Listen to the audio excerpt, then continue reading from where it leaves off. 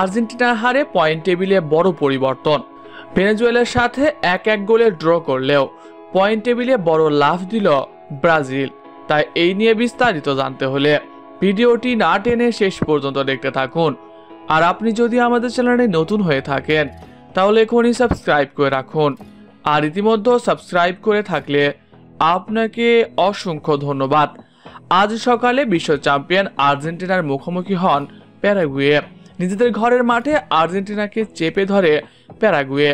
শুরুতে গোল হজম করলেও 19 ও 47 মিনিটে 2 গোল করে বসে প্যারাগুয়ে। এরপর আর কোনো গোল না হওয়ায় 2-1 গোলে হেরে মাঠ ছাড়তে বাধ্য হন বিশ্ব চ্যাম্পিয়ন আর্জেন্টিনা। অন্যদিকে ব্রাজিলও হতাশ করেছে আজ ভক্তদের। পুচকে ভেনেজুয়েলার কাছে 1-1 গোলে ড্র করেছে সেলেসাওরা।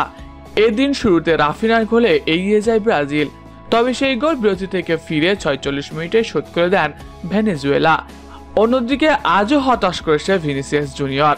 পেনাল্টি পেয়েও গোল করতে ব্যর্থ হওয়ায় ড্র নিয়ে মাঠ ছাড়তে বাধ্য হয় ব্রাজিল দল। তবে ড্র করলেও পয়েন্ট টেবিলে 1 ধাপ উন্নতি করেছে ব্রাজিল। 11 ম্যাচ খেলে 5 জয় 4 হার ও 2 ড্র নিয়ে ব্রাজিলের পয়েন্ট এখন 17। তারা এখন পয়েন্ট টেবিলে উঠে গেছে 3 নম্বরে।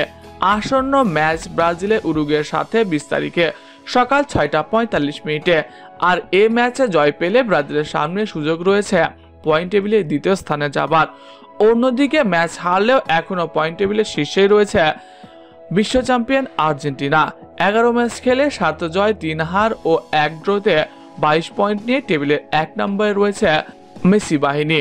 প্রিয় দর্শক, ব্রাজিল ও আর্জেন্টিনার খেলা দেখে আপনাদের মতামত কি কমেন্ট করে জানাতে পারেন আমাদের কমেন্ট বক্সে।